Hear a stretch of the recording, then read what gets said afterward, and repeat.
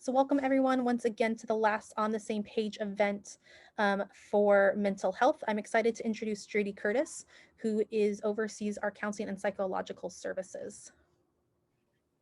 Hi, everyone. It's so good to see you all. I just wanted to let you know a little bit about what we have to offer. We're a staff of 5 people. We have a training director and 3 counselor trainees who are graduate pre-doc students.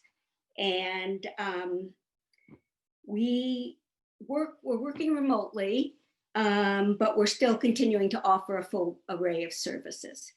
So I will talk about each of these for a couple of minutes. One is individual counseling.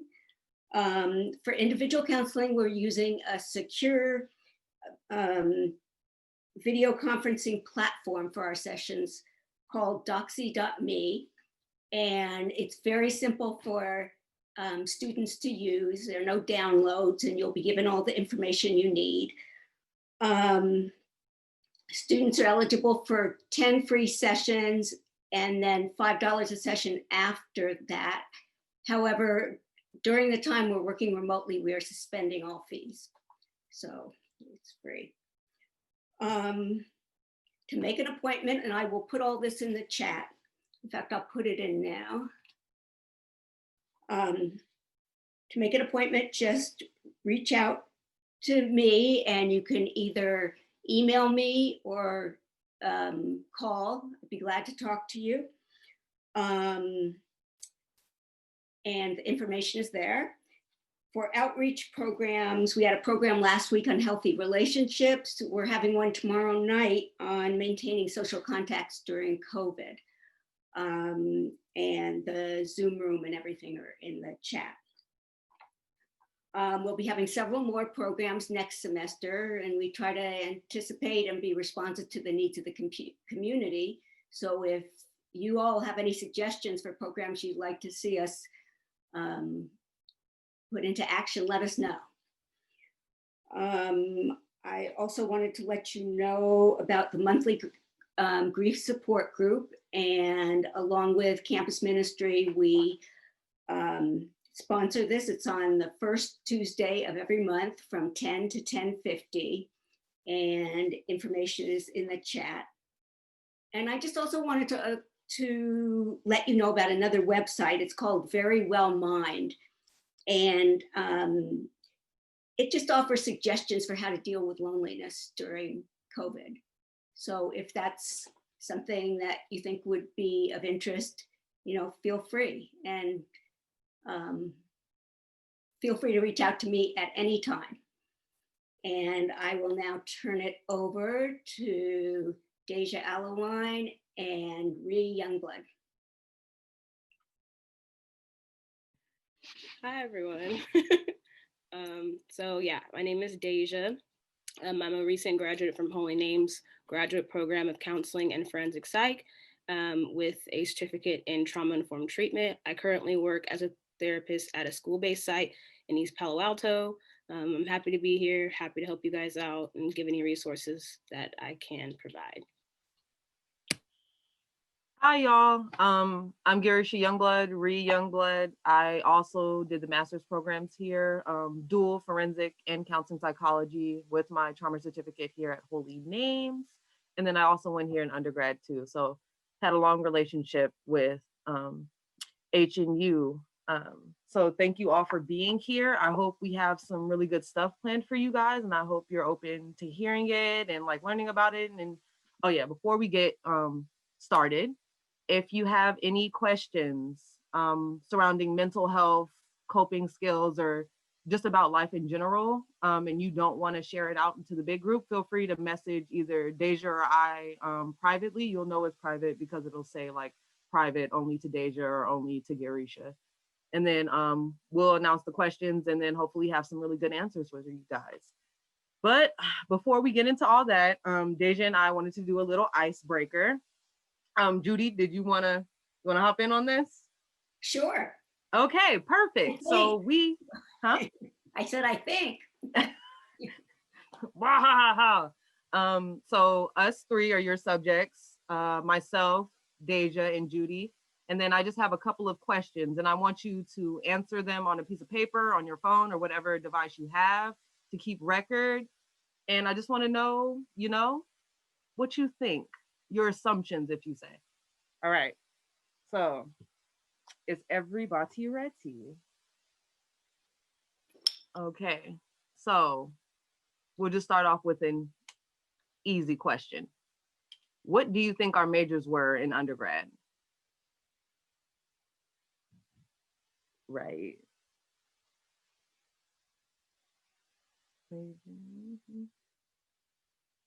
Okay. Next one, because adult life, as you guys know, because you are young adults, can be very stressful. So, how many drinks do you think we have a night? Somebody was smiling. I see you, Nia.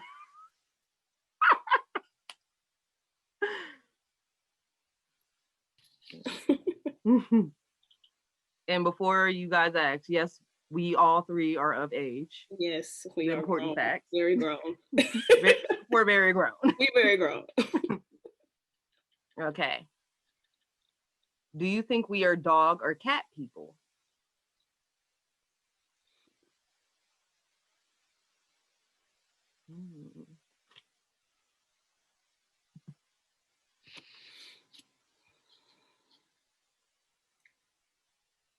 All right, we have 3 more left.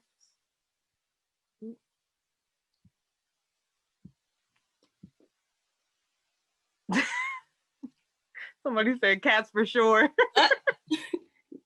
Whoever Jason is, you don't know us. All right. 4th question. Do you think we had an easy or a hard day today?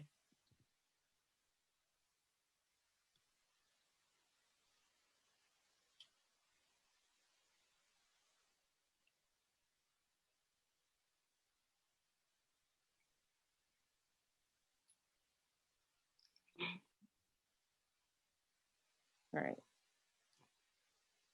Okay. 5th question. What is our ethnicities?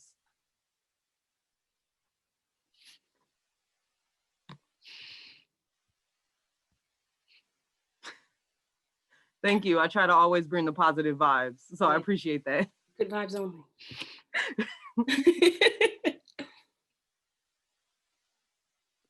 Yes. Okay. And lastly, our 6 questions. I'm sure, as all of you know, we work in mental health. But what was the field we were going to go into before going into mental health? So what was our alternative job possibility? I can't wait to hear this. Same. Fun fact, I took a test when I was in high school and it said I should be a weather girl. So. And I can see that. Just me on the picture, like, y'all see this rain? It's 75% chance that y'all not going outside. I'm crying. Done. Okay. We all good? We all got our 6 assumptions about me, Judy, and Deja? All right. We are going to hold this until after the fact so we can like end on like a light note. And plus, I want to know what you guys think about me like off bat. Looking at this lineup we have here, I don't know many of you, and I think I left campus before you got on campus or enrolled. I do know some of the mentors, so this is gonna be especially fun. Oh yeah, FYI, I used to train the mentors before, so that was my last job. So this is gonna be good.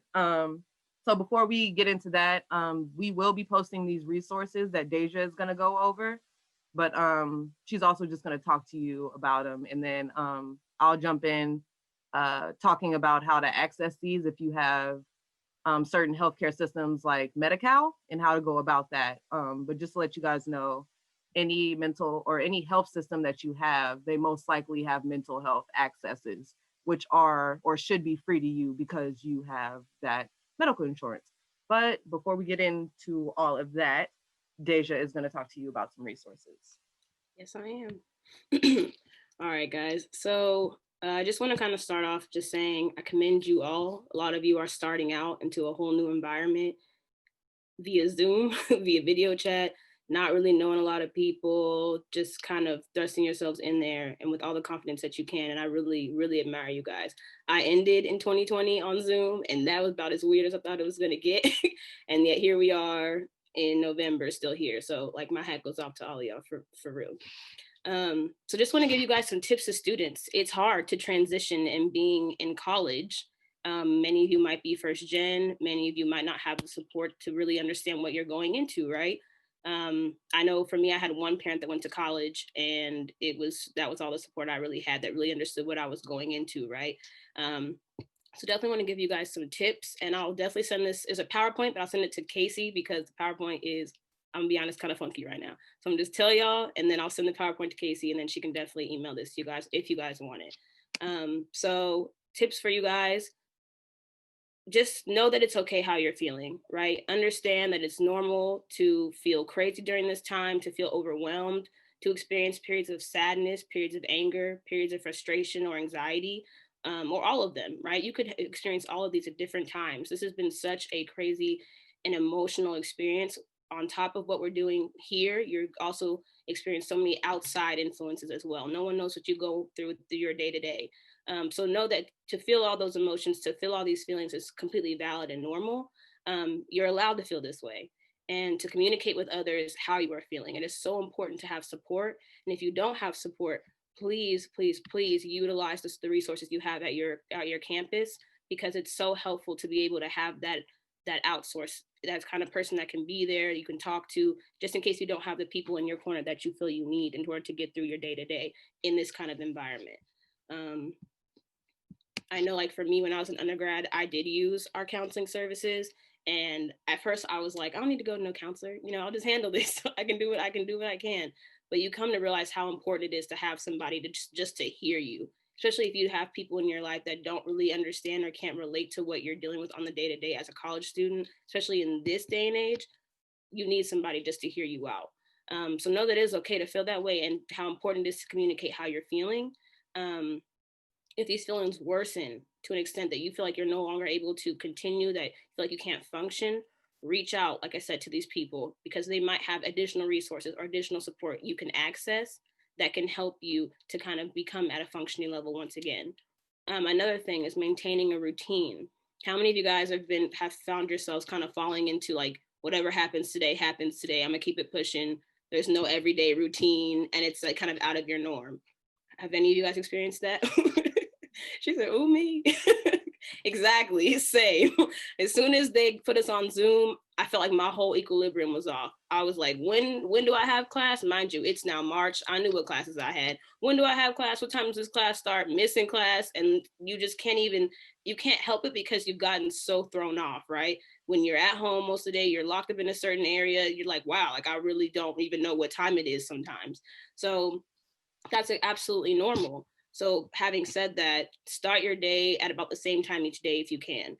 I hate getting up in the morning, y'all, but I do it. And I get up at like 7 something in the morning to go sit in the computer. But it has helped me to maintain some sort of normalcy in my life, because if not, I will roll out of bed 15 minutes before I have to be somewhere, and then I'm just tired. That helps nobody, especially me, especially yourself. It helps you not in the slightest. So maintaining a routine, making sure you're getting up at the same time every day. Set a goal for your coursework, right? So if you know you have assignments to do, you're talking to the queen procrastinator, and trust me, didn't help me much. Don't do that. Don't procrastinate. Make sure you are setting a goal for your coursework and making sure you're completing it. Setting times for yourself. Time management is so important. I have a planner that I have ran above, around, and circles in between. I love that thing. And it is filled with nonsense and scribbles, but it makes sense to me and it keeps me on track. Marshall's, $10. And you get it for like the whole year. I really, really suggest you get a planner. So keeping yourself organized is super important as well. And then, making sure you guys are eating. Like I said, if you're just in one place at all day, you're going to miss times. You're going to forget what time it is, and you're just kind of going through the motions. Make sure you're eating. Make sure you're keeping up in some sort of organizing. I've had to really like plan out my day so that I don't just fall in between. Making sure you guys are practicing good sleep hygiene.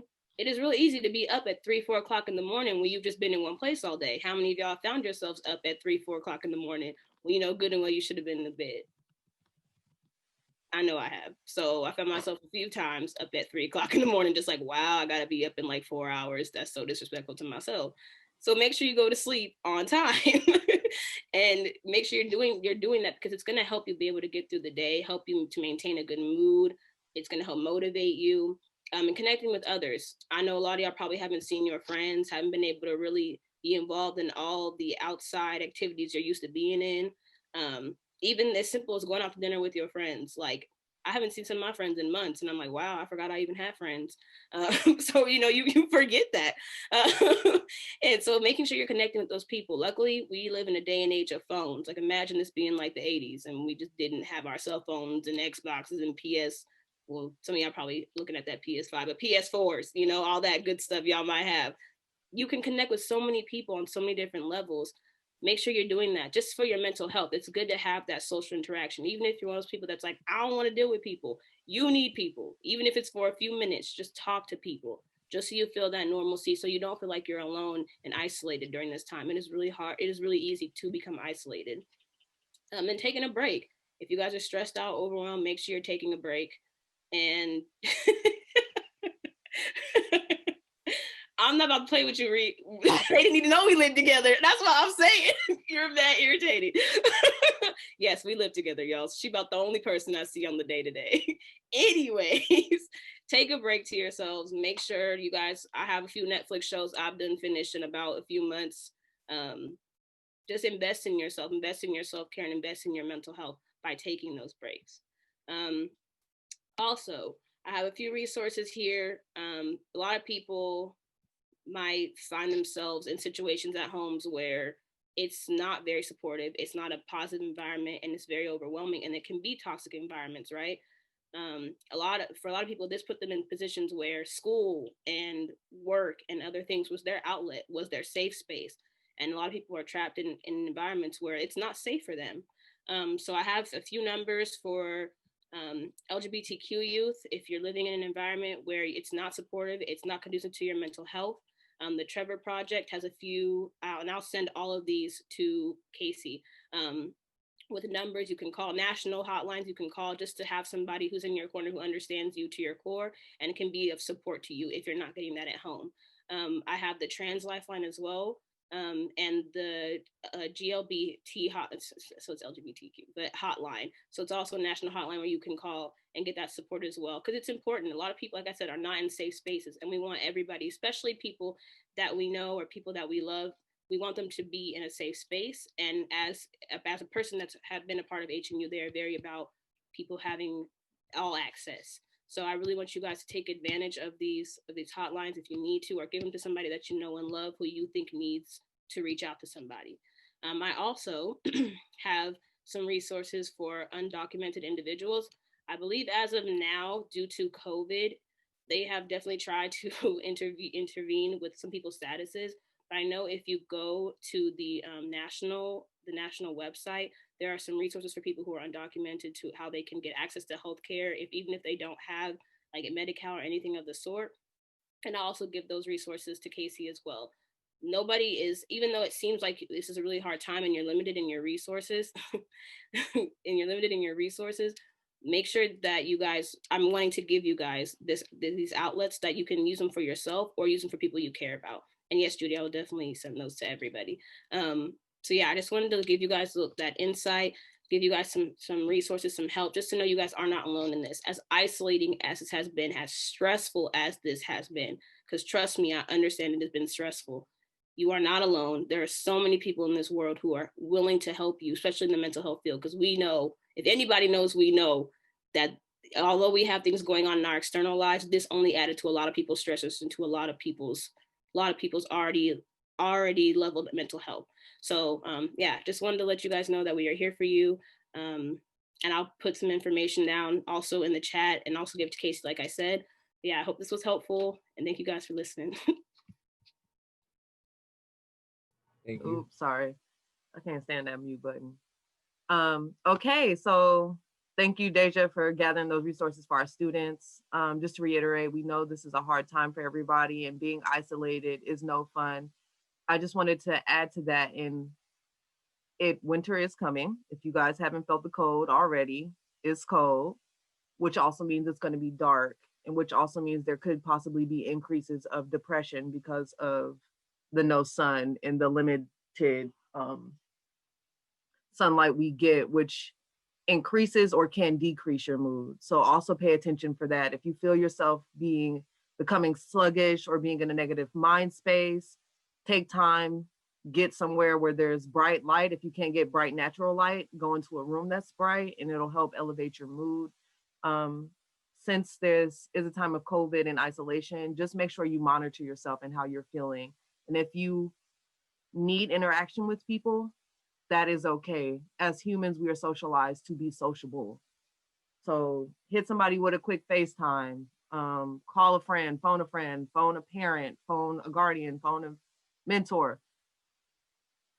Just make sure you don't reach out to somebody that is toxic to you. If they are not good for you, do not reach out to them, because this is the optimal time to reach out to somebody that's not about anything for you. So any toxic relationships, toxic ex, toxic hookups, somebody that just does not make you feel good when you interact with them. I know it's hard. Believe me, I know it's hard. I'm living in the same COVID as y'all. Just make sure like you keep those at a minimal, because it might feel good at the time, like when you're doing it or like when you're interacting with this person, but ultimately you'll go back down to that low level of interaction or existence. Like, okay, somebody said, let them know. For real, like I got y'all. I used to be a student too, especially a student at a small campus. So I'll give you guys the option. The chat seems to be jumping off a lot, so you guys can just put in your chat. Usually if we were in front of you guys, we just raise hands or something, but since we're not in front of each other. So we have the option to either address some stuff like your questions or some stuff that we've seen as mental health professionals as a big group, or we can break off and do some individual rooms. What would you guys think is the most helpful and would help you stay engaged? Because I understand it's at the end of the day, it's real dark outside, batteries are running low, so we're just trying to get the most out of what we have left. So what do you guys think? So someone said as a group. A group. Nina, okay. Okay, big group. Big group. All right, y'all said big group. That was like, okay, they have spoken big teams. Right. Okay, dang. Right. And just to let you know, I know somebody said something about insomnia and how that affects your sleep and waking up. So I did see that question. I just wanted to wait until Deja was done with her resources to address it. Whew. So we're going to stay as a big group. You guys have spoken. It seems like we got a good energy and a good flow going on. So we're going to continue with that. But before we jump into questions and what we see as mental health professionals, I did want to mention that if you guys have health care, I'm specifically invested in Medi-Cal. I've been through the Medi-Cal system. I've worked in the Medi-Cal system, so I'm pretty friendly with Medi-Cal and how to access mental health resources from there. If you do need help with that, you can private message me and we can get that going. I know operating in systems is very hard, especially when you don't get to meet face-to-face with whoever you're talking to on the telephone. And it's not like they make it very apparent that they have mental health resources for you. So if anybody needs help with that, I can help navigate with that. I'm pretty proficient at getting what I want. So Hello.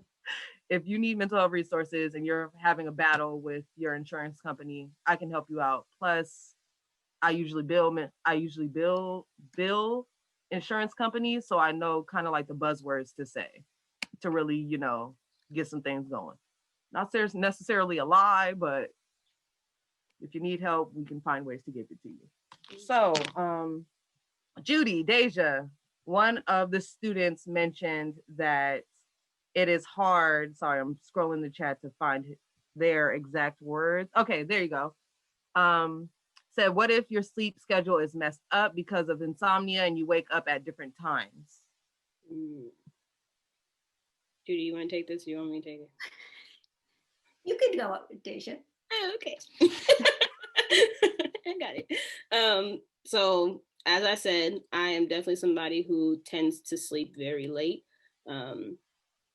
It could be an underlying thing. If you have a lot going on your mind, or if you're really anxious, that can keep you up and keep you coming in and out of sleep.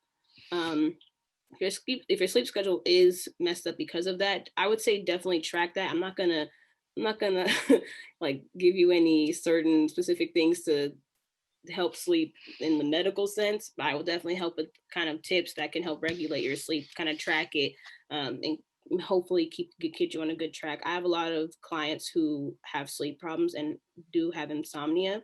They find themselves staying up very late, then having to wake up early because we're in school and it's really overwhelming, and it causes a lot of other health issues as well. Like if your body's too tired and breaks down, it can cause you to get sick, all kinds of stuff. So definitely maybe start tracking your sleep, monitoring what's going on in your thoughts you're having or dreams. I know sometimes, like if you're having nightmares and stuff like that, you don't even know you're having them, or you catch like a glimpse of it. Monitor your body's response when you wake up. There could be something underlying. If it's stress can really cause you to have insomnia. So if you're overwhelmed right now, like I said earlier, start really noticing how your body's responding and taking breaks, involving yourself in more self-care. So whatever you're interested in, whether that be going for walks or, cooking or whatever your interests are, do more of that. Keep yourself more active, possibly could help you keep a more steady aspect of sleep. I know I work out and I've started working out more and it helps get me tired.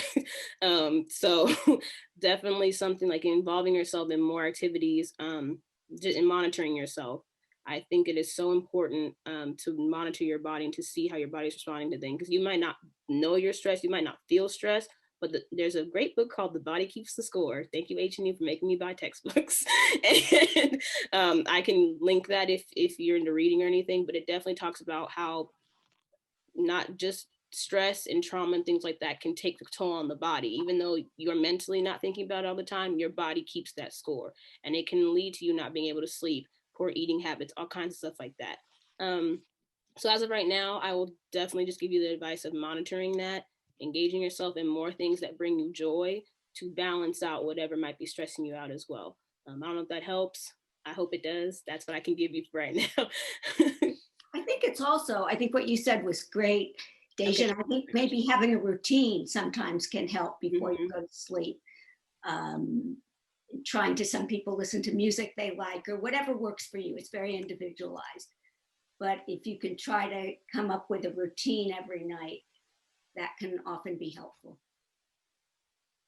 And to piggyback off of what Judy and Deja said, it's nice to unplug before you go to sleep. Sometimes if we leave the TV on, or if we leave our phone and like IG's blowing up or Snapchat's getting real heavy, then just hearing that alert or hearing that bright fluorescent light sometimes gets you out of your sleep rhythm too.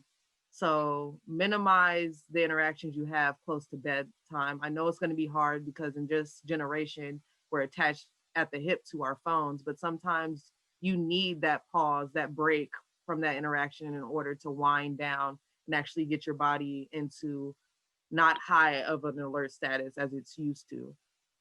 And I know we talked about that insomnia is definitely a medical condition. If it gets really heavy, you can turn to your primary care physician to help you out with it, but it can also be underlying causes connected to your mental health. So sometimes when we're going through stuff, it can manifest physically in our bodies. And that's why Deja brought up the book, The Body Keeps the Score. So initially it's saying that your mind is a very powerful thing. It can make your body do whatever it wants, but your mind can also choose to disconnect when things get too heavy. So when you experience something that is too intense for your mind to really grasp, your mind can disconnect and disassociate from the body. So then it's like you almost aren't experiencing what you're experiencing. So while your mind's offline, your body is still connected and your body still remembers. So just because like you can't remember or have a sense of the experience, your body still has that physical reaction. And it could come with lack of sleep, overeating, undereating, high stress. I know for me, and it's crazy because I'm a mental health professional, but I'm not always in tune with my mental health. So one way that my body alerts me that like, hey, you are very stressed right now is I have eczema. And when things are very stressful, I start itching up a storm like crazy. And I usually don't pay attention to, my stress signs mentally. But when it comes to like, me itching crazy, like, yeah, I pay attention to that. And then it allows me to identify what's going on beyond that. So you guys each have your own little signs that something is off or that you're getting to your breaking point. You just need to be more mindful and really hone in on what are your cues. And we all have them. So yeah. Thank you, Deja. Yeah, it's a really good book. Read it. Read it chapter by chapter. It can get a little heavy sometimes. Will. Will. Okay. Oh. Oh, sorry. I'm reading this. Hmm.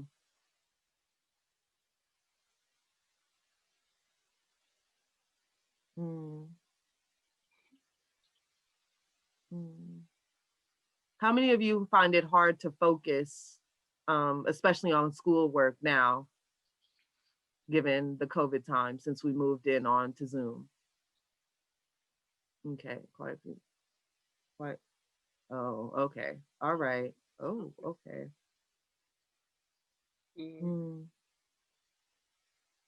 Right. And I see in the chat, some of you were able to like, you're like meeting it head on. It's your first year in college. Everything's going great. And then you're starting to dwindle now. Like things are becoming difficult to manage or being difficult to even show up and be your best person. I'm going to let you know that that is perfectly normal.